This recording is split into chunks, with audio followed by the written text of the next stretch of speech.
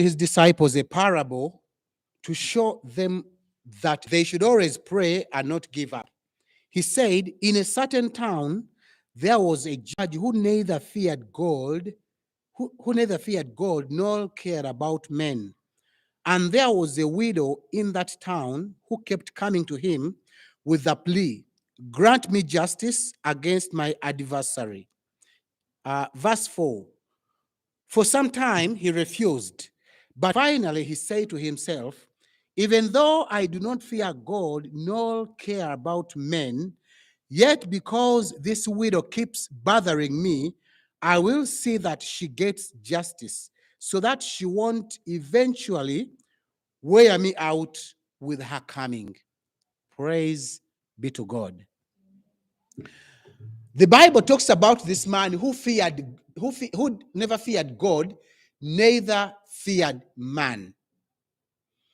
You should be wary of anyone who does not fear God and does not fear man. Somebody who doesn't fear man means he does not get ashamed. Whatever he wants to kill you, he will kill you because he doesn't fear anyone. And somebody who doesn't fear God can do anything, whether in secret or in the open. After all, they don't fear God. People who fear God fear doing things in the open. Sorry, in the closet or in the secret place, in their secret times or their secret hidings, because they fear God. Now imagine somebody who does not fear God. That means he doesn't fear to do anything secretly, and neither does he fear to do anything openly. Now, this was the guy that was the judge, or let's say the king. He was in charge, and he didn't fear anyone. I always tell people that if I find somebody who does not mind about their integrity, I fear them. I fear to deal with them. If somebody doesn't mind about their integrity, I fear them. Because who are they if you don't mind about what people think about you or who you are? Don't mind your reputation, don't mind your integrity. Then I fear you. Now, this is a guy who was that kind of person. He didn't fear what people thought in public, and neither did he fear what people thought in secret. But look, there is this persistent widow. Just imagine, if somebody doesn't fear God, that means he doesn't fear the spirits.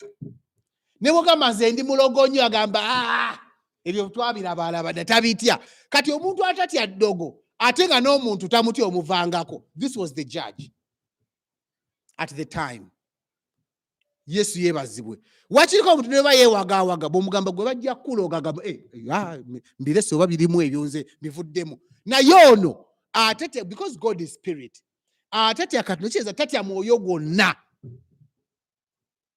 Kuba kafaananyi ng'omuntu bw'atyo gw'ofeesize gw'oyagala asale ensonga yo, ng'omuntu bw'atyo gw'oyagala akuyambe, naye nga ye he doesn't care. The Bible says he didn't have regard for man, neither regard for God.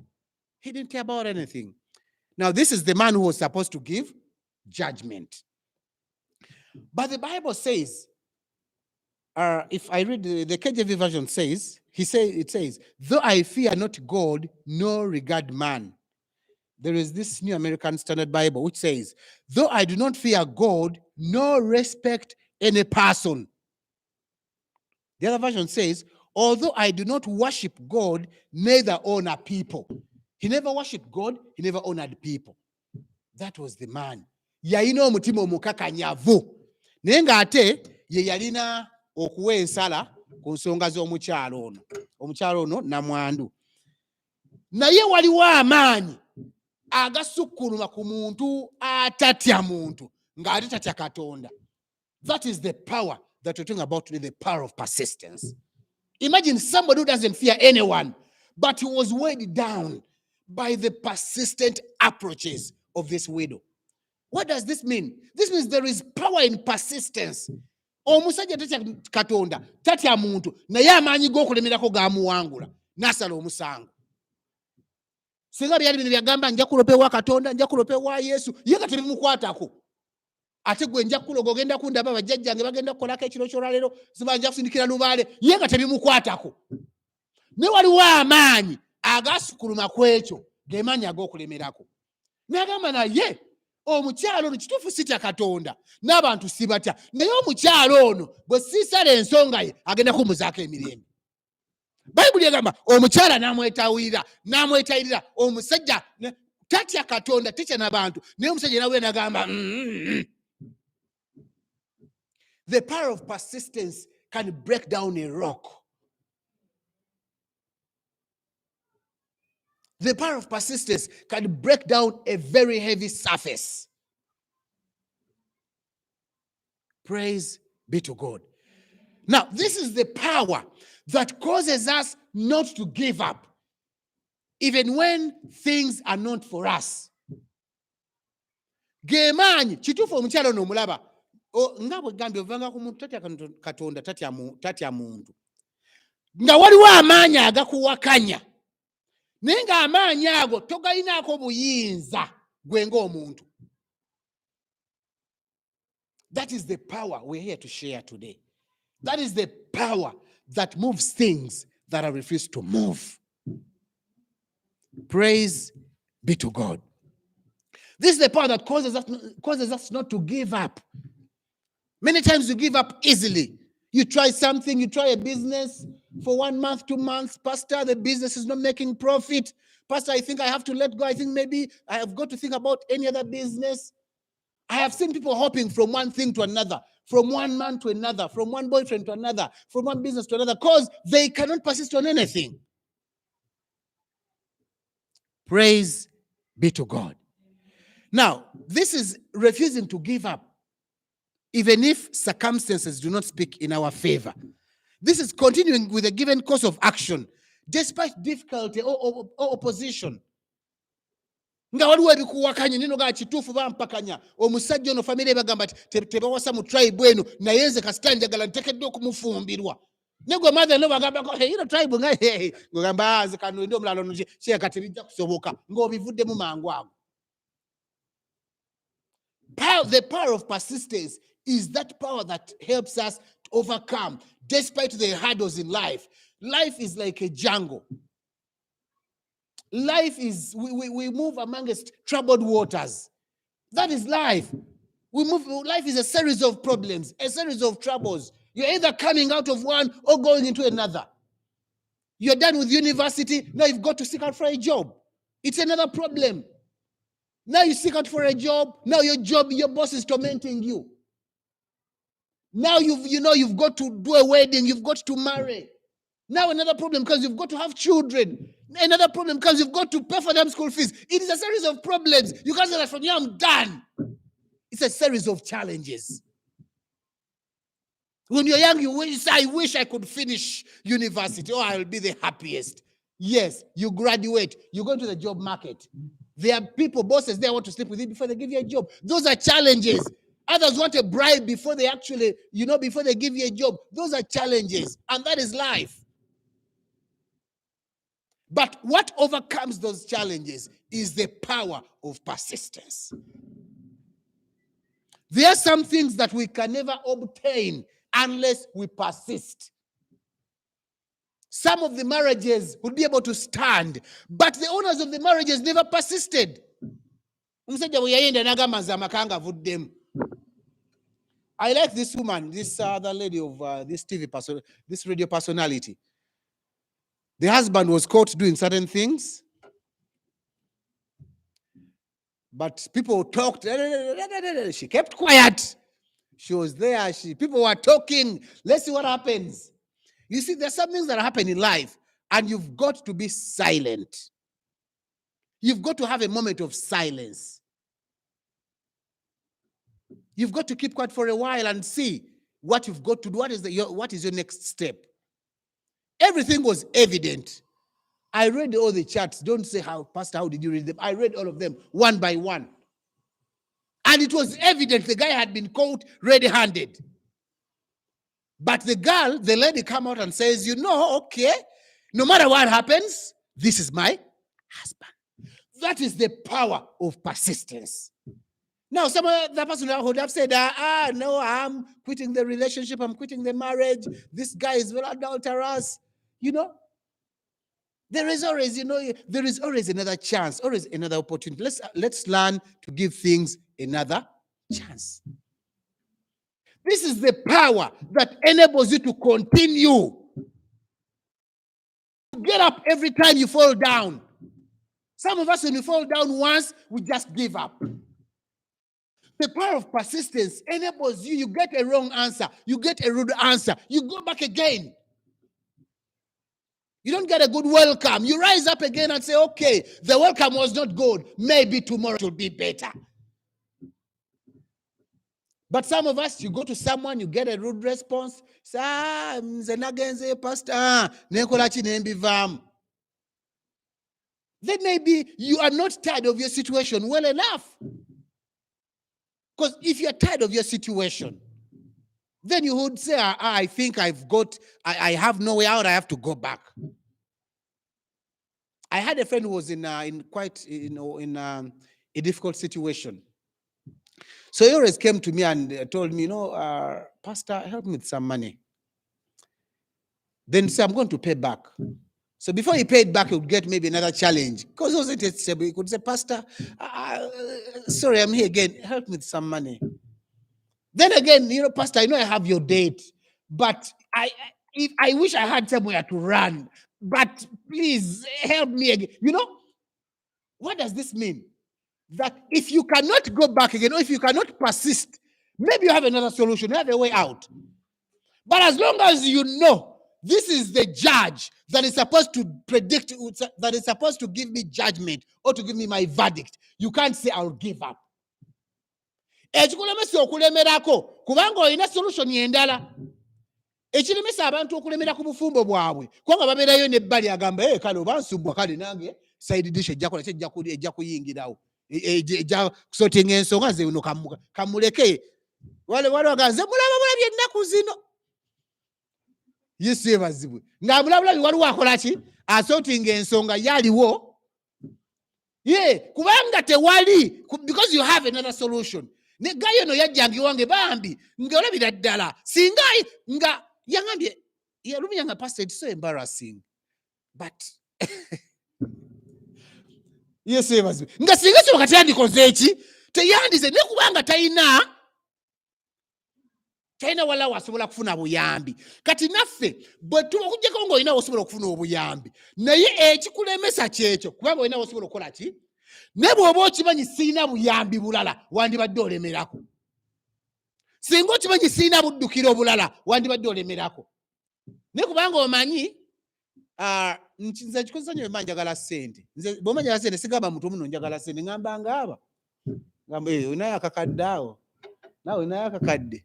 Kati oli agenda okugamba nkayina pasa tofaayo ndi sorted. Kubanga kati siremerako nnyo sikulemerako ate kwamanyi nina ki? Ne bwe mba mmanyi yeggwe mba nina okukola ki? Kati naffe ekitukozesa ne tutalemerako kubanga tumanyi tulina ebiddukiro bimeka. Ebiddukiro bingi ogamba ono n'ogamba n'oli. Ne bw'oba olina ekiddukiro kimu tosobola butakiremerako. Yesu yeebazibwe. Persistence requires power. Oteekemu amaanyi okusindika ekintu ekitagenda. Jjukira nkugambye ensi tulimu erimu ebisoomooza, erimu ebitulemesa, erimu ebitusika. Kati obanga asindika ekintu kitakola ki? Ekintu ekitaseguka. Naye ng'ate olina okiremerako kirina okuseguka. Yesu yeebazibwe. Kankubulireko, tewali solution yonna ku ddogo stepmother lyakuloga. Tewali. Okujjako Katonda. Kati oba olina okiremerako kubanga tewali solution endala. Era nze amazima gali nti singa oli solution endala singa Katonda namudukako dda mu biseera byange eby'obuvubuka. Nayitako mu mbeera ne ŋŋamba naye tewali solution endala esobola kuzijja mu mbeera yange. Ne ndowooza nako nti nno okwetta ejja kuba solution esobola okukola ki? Okuzijja nga noonya solution endala. Naye nalina bwe nakizuula nti sirina solution endala nalina okubiremerako kuba sirina buddukiro bulala. Kati abamu ku ffe ekitulemesa okulemerako kubanga tulina obuddukiro ki? Obuddukiro obulala ogamba kino bwe kinaga maama wange bw'atannyambe mwami wange anannyamba. odduka mangu tokiremerako. But persistence requires power. It requires flexibility. Ejinja bw'olisindikira ku nsonde nga terigenda liddeko eno. Naye bw'osiri bano nze pastor biganye. Yesu yeebazibwe. Praise be to God. Oli obaddeko n'abaana nga bw'obatuma nomugagenda onoonyeze kino ekintu wano. Waliwo gwomanyi gw'ojja okutuma yajja kireeta, waliwo gw'ojja okutuma ajja kutugira dadde sikirabye tekiriiwo. Waliwo ojja okutuma bw'omugamba kera ajja kubikula Bayibuli agamba oba kyandiba muno. Bonna baana naye waliwo omulala obwongo bwe buli very flexible agamba naye bwe kiba kiyinza okuba bwe ziba ssente nga baŋŋambe ziri wano ku Bayibuli. Bw'oba sinsayo kankebereko mu Bayibuli muki? Kati waliwo oli nga ye bw'akeberera ku Bayibuli nga teziriiko ye ng'abivaako. They are not persistent. Kankubulireko kino ebintu ebitulemesezza okugenda mu maaso n'okufuna success in the things we do is because we lack persistence. Kankuwa ekyokulabira olaba bye bagamba ate okubala kuzibu. Kankubuulireko okubala kuyinza okuba okuzibu kituufu naye ate bw'olemerako okuyita. And I am testimony of that. Okubala kwasooka ne kubeera ng'okunzibuwalira. Naye ne nnemerako kye nnakola mu holiday emu naye nga neefuna coaching kye nkugambye persistence requires flexibility.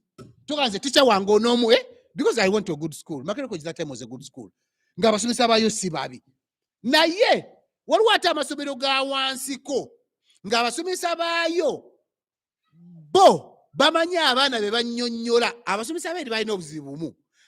Bafuna abasomesa abagezi kati balowooza buli omu mugezi. Nali mugezi mbira naye ng'okubala kunsumbuwa. Naye nkuyigira amagezi. Kati waliwo essomero limu baateekekayo holiday teaching ne ŋŋenda neesasula neesoma holiday. Gudi gwe navaayo nga ntege ng'ebintu bali bankalubiza tufunaga naye bano baggaye nga kati mbigira budinda nsula busonyiwe nti nenkola ki nembuli vectors bikyayunga nembiryawo. Because of the government, if you are persistent, you need flexibility. Bwe nsindika eno nga bwe nsindika eno nga tekigenda kangezeko ate ki sigamba nze nasindise kyaganye nembivaako. I was persistent in one area, it refused. It is because you're not flexible. I became flexible nengamba naye okubala kuno ebirala nga mbiyita. Lwaki kugaana? Nengamba nja kulemerako. Nengenda neefuna coaching nagenda okuvayo okubala nakuyita bulungi nnyo. Because I persisted. So persistence requires flexibility. Those that have just come in, we're talking about the power of persistence. And we read the book of Luke, chapter 18, starting from verse 1. The widow who persisted on a judge who never feared God and never feared man. But through persistence, she got her way. She got her verdict. Praise be to God. Persistence requires character. Persistence requires strength. Weetaaga okuteekamu amaanyi. Bw'oba osaze okusoma ng'ogamba nze ndi mu ssomero nsoma. Bw'okiba kitagisa kuteeka bigere mu bbaafu osobole okusoma. You've got to persist that way. When we say persistence requires character. Persistence without character often gives up very fast. That's why it is never persistence.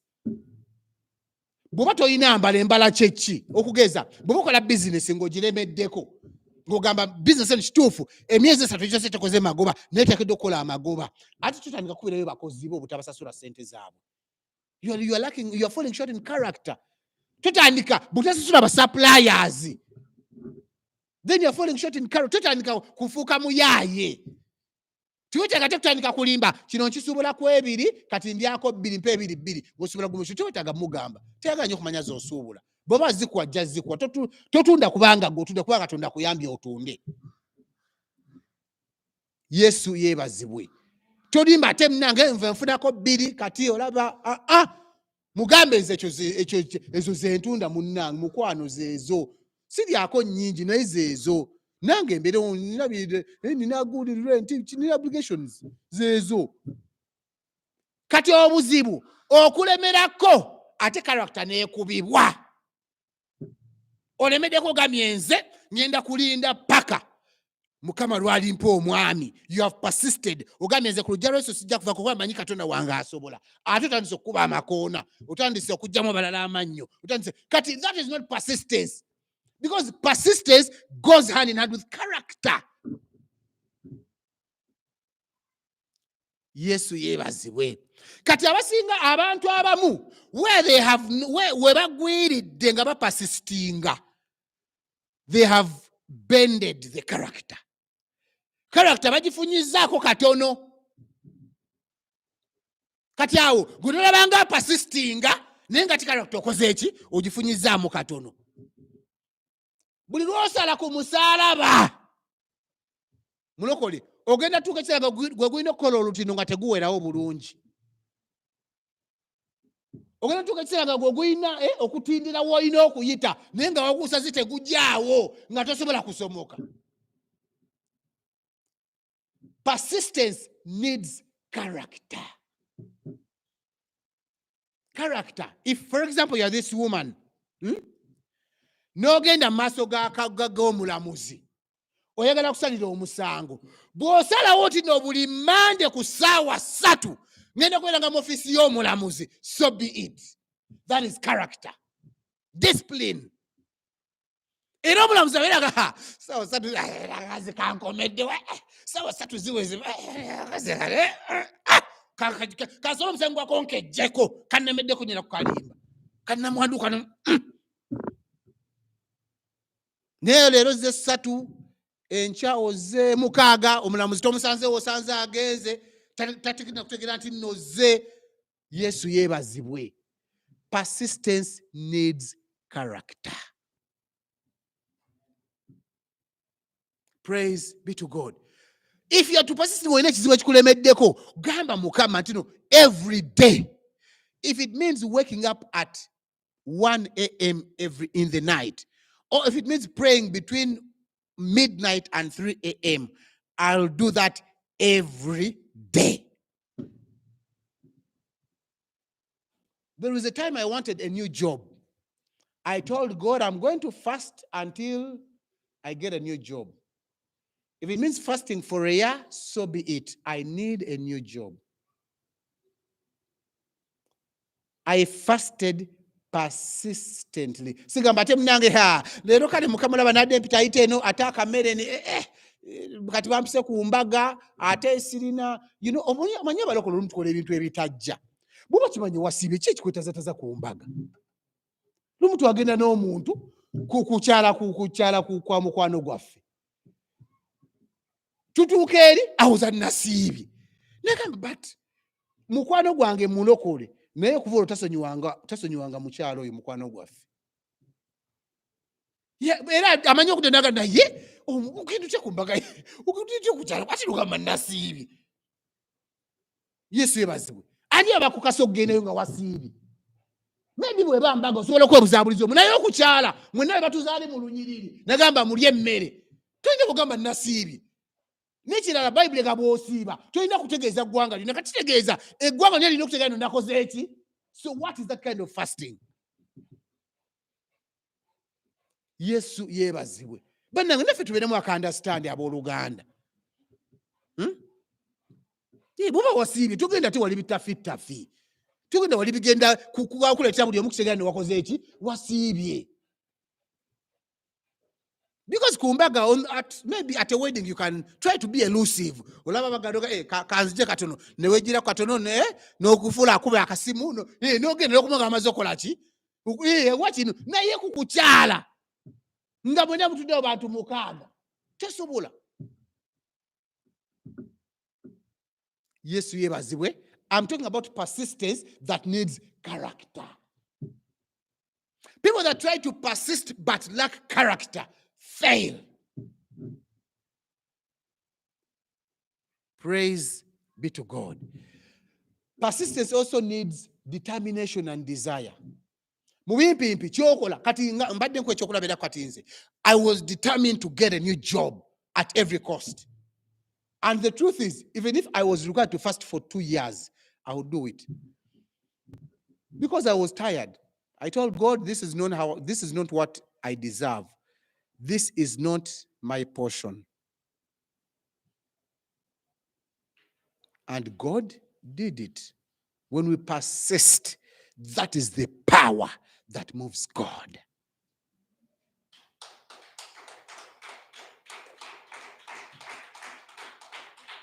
Praise be to God. I have a friend of mine who told me that for them in their family, they never get married. But this lady persisted. She prayed and fasted for a full year. She prayed and fasted for a full year. And God answered her prayers. We're not talking about that, fasting can move God too much, but the power of persistence can move God. We have one example. We have one live example here of somebody who persisted. She's behind there.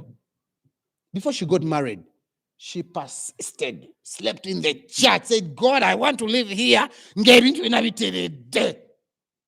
So what I'm talking about is not new to us. If you want to overcome, if you want to succeed in life, learn to persist.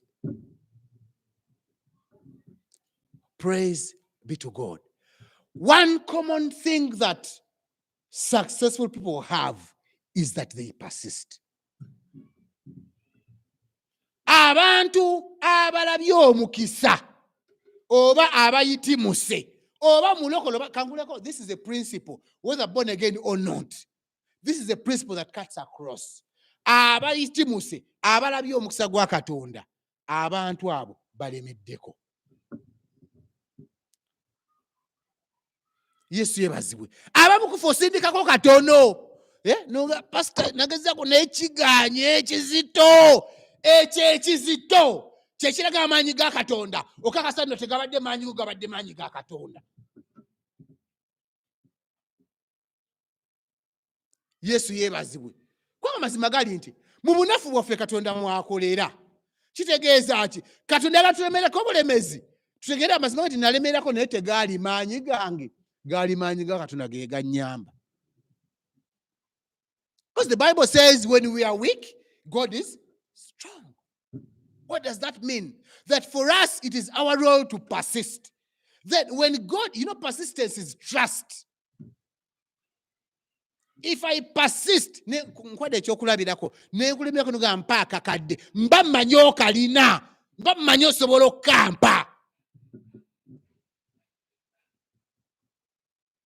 So persistence is trust in a way. Ntino, tuba tugamba Katonda, tonnakimpa naye ogenda kukimpa. Tonnakimpa naye osobola. Tonnakimpa naye obuyinza bwo ngenda kulemerako. Praise be to God. It hasn't yet come my way, but it is within your power to grant it to me. It is within your means, so I have to persist. Yesu yebazibwe. If we are to persist in life, we've got to have a goal. We've got to have a vision.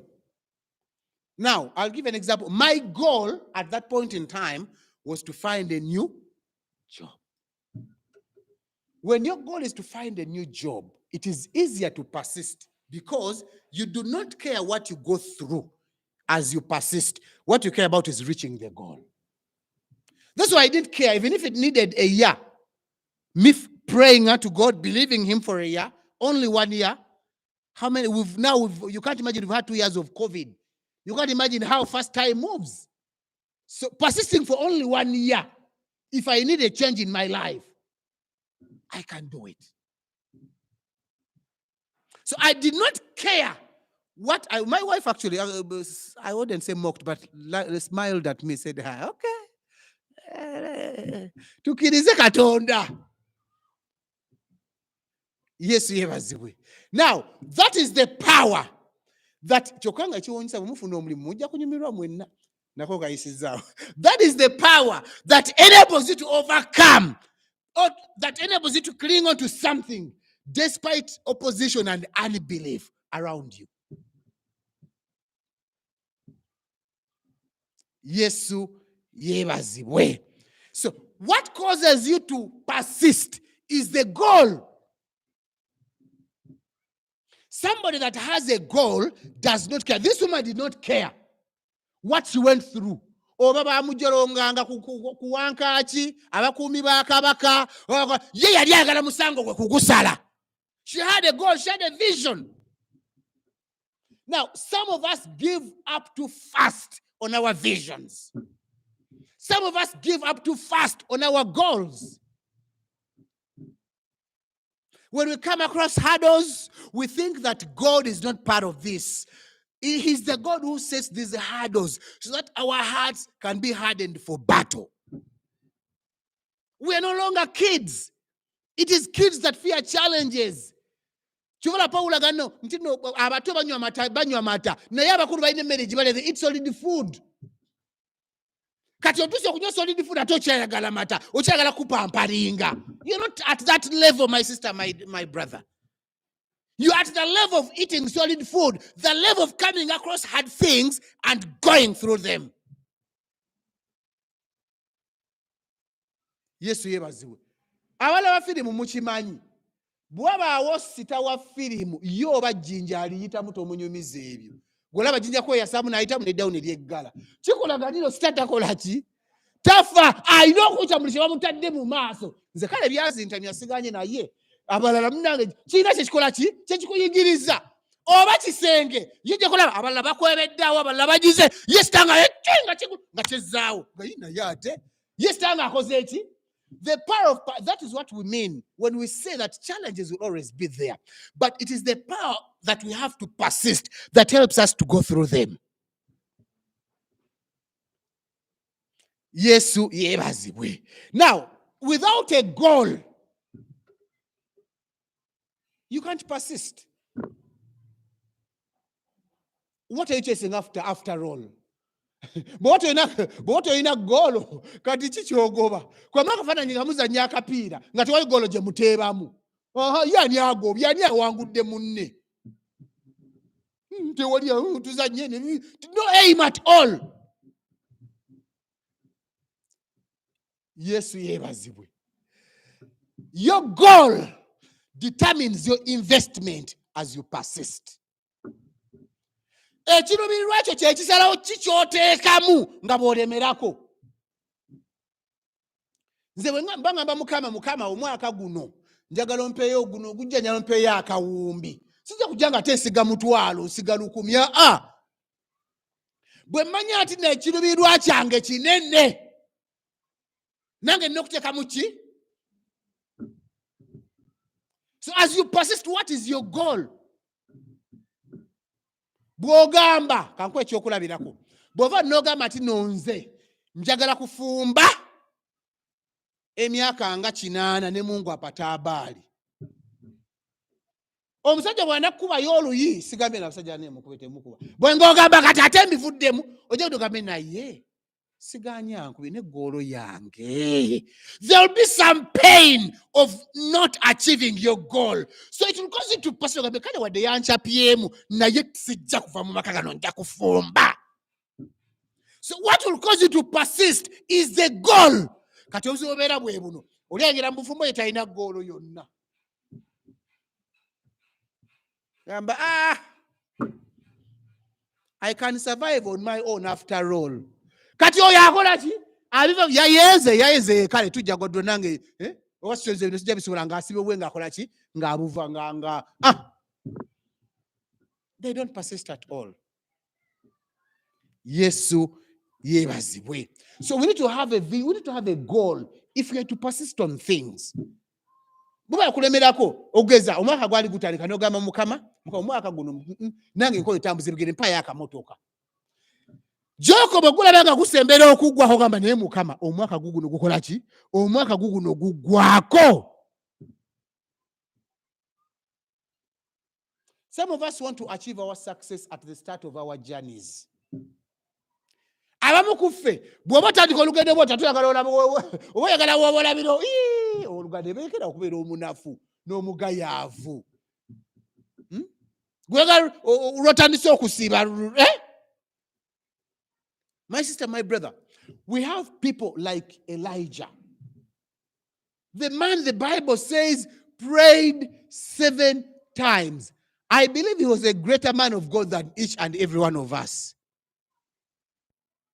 Maybe you, but he was a greater man. If he had to pray 7 times. Now, the challenge is some of us give up on the 5th time. Ndigezezaako bikoze eki biganye. Obuzibu bw'ebintu by'omwoyo biri bumu.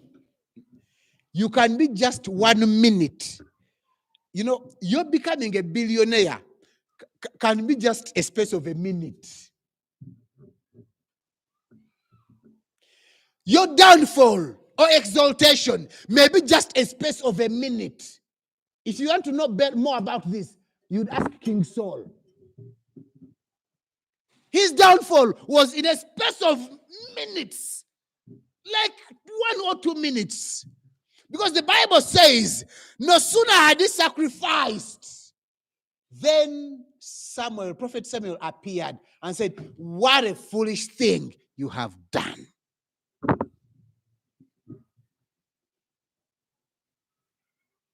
Some people have failed in a matter of seconds. Imagine if Elijah had watched for 6 times. First and foremost, we need to also consider how much investment you've made. Okimanyi emirundi gyonna omukaaga ogenda kwogimaze ogimalidde bwereere. Nze kinatera okulemerako naye ngamba nateeka mudda beeranga nga muzimbi. Omuzimbi oba kubalira sente takubalira zonna. Agamba wano butawa bukadde asatu bujja kumalawo kumbe otagana mu 5. Kati abala bw'omala okingana okituuka wakati ate ekimbo n'okirekawo nga unokirekawo nga naggala ana mu 5 zijja kumala okuyingira ennyumba. Ana mu 5 zimala zirinawo. Kati amanyi bw'onoteeka mwana mu 5 bw'onosanga nga oserese ate mbula mu madirisa wakiri ojjaze wala ogateekemu. Kubanga okuba ofanyi n'ogamba naye nga nvudde wala ate kati nsigale mbupangisa ng'olidde nataddemu nogawa kanzi noonye ekole ki ng'ozeewola bwe batyo babala ng'ozeewola ng'oteekamu ng'osobole okuyingira. Because obalamu n'ogamba naye amaanyi gange gono investment yange nina gyenzi emabega efiire wano ate nsigale mbupangisa ate kiyumba tekiwedde. Naawe okinulangamu. If you're one of those who don't want to persist, tunenga mugambe naye investment yange eno yonna njireke wano. Eriya yatulubulirwe yagiranga ate omulundi ogwokusatu ogwokuna n'ayagala n'agamba naye kambireke ng'abalabu the cost of his investment naye gino emirundi ena gyonna mbere nga gifiridde bwereere.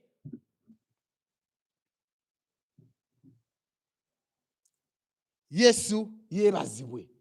My sister, my brother, I have to tell you this, that every time we go before God, every time we persist, it is like we are signing a register.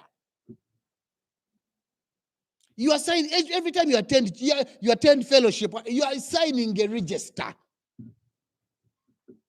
So don't give up. Persist. Continue signing the register.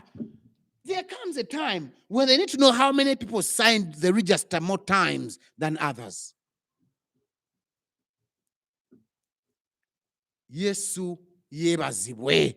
There comes a time. Praise be to God. Now, like I said, if we are to persist, persistence lies in our baby. The baby is the vision. The baby is the goal. The baby is the objective. There are so many things. I'll give an example of myself. There are so many things I let go in my life, also in my marriage, because I have a vision. I want to age with my wife. So there's so many things I underlook because there is a goal. I want our children to graduate while we are still together. I want them to get married while we are watching. Now, because I have such a goal, it causes me to persist. Even if there are challenges, I say, no, this is a simple thing compared to the. Now, some of us have no such vision. I have a brother of mine. He went to Makerere University and did a BCom. That time, there was a BCom that was 4 years. You had to study 4 years to get a Bachelor of Commerce degree. When he reached the 3rd year, he got a retake. Then he made some simple money there.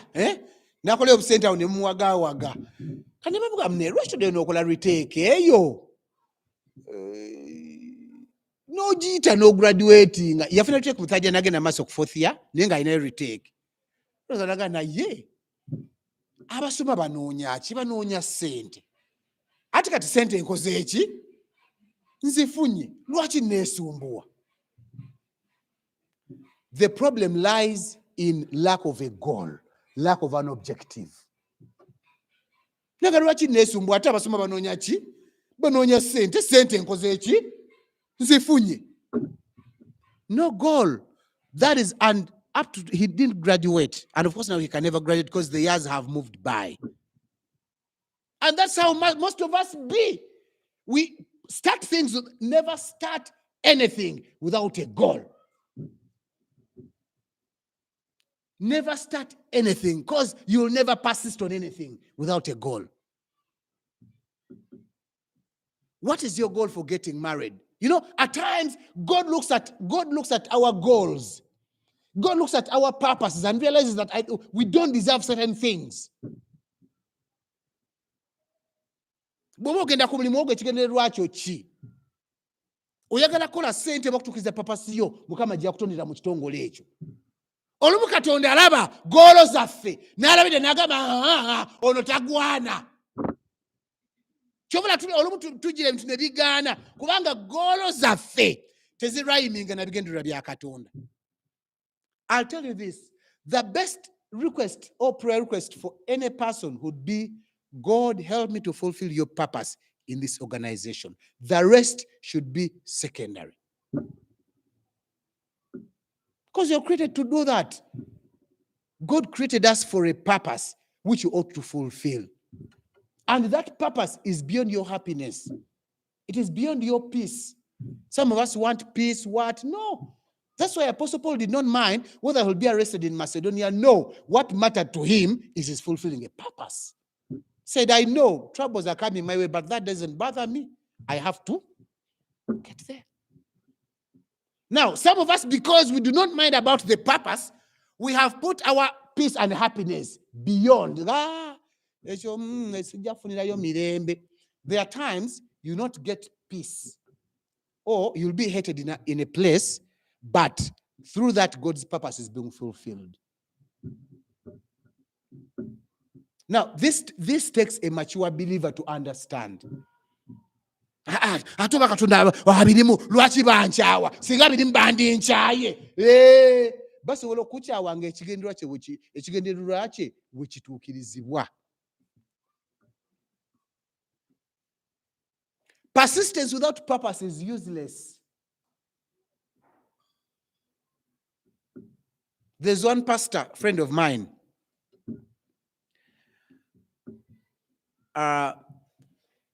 His time had come to leave a certain church. But yali yebuzabuza yejiragira tayagala. Guni gwe gayi bamubisa Bayibuli. Buli omu namuga pastor wabye Bayibuli. Buli omu navera kumbe. Katonda amunoonya ati mnaganyi. Kati waliwo okubanga okuwayirizaako okubba Bayibuli kwe kutukiza ekigendo kya Katonda mu bulamu bwo kikubirenga nekyo oba okitegedde. Yesu yeebazibwe. Kati abamukuffe bazibisa ne Mukama yabaddewo nga bazibisa Bayibuli. Yabaddewo osobola okutukiza ekigendererwa kye mu bulamu bwo. Praise be to God. It does not make sense to persist on a plan that is not taking you anywhere. It doesn't make sense. Kati abamukuffe bw'obanga tonnalemerako weebuuze kino kye nnemerako kikola amakulu mu bwakabaka bwa Katonda. Kino kye nnemerako kirina gye kitwala obwakabaka bwa Katonda. Now, some of us have persisted on plans or on things that are not going anywhere because they are purposeless in God's kingdom. Oinalemera mukama visa, mukama era visa zete kujifuna, mukama visa. There are times, persistence at times involves you to first stop and first take stock, first understand. Ntino naye ekintu kino kyendiko ekiringa ejjinja kiri kitya.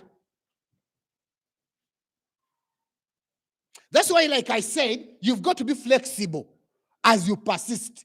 Bw'oba kisindikira eno ne kigenda ogamba ate bwengezaako eno kibeera kitansobola kijjawo. Waliwo baliya direction y'emu.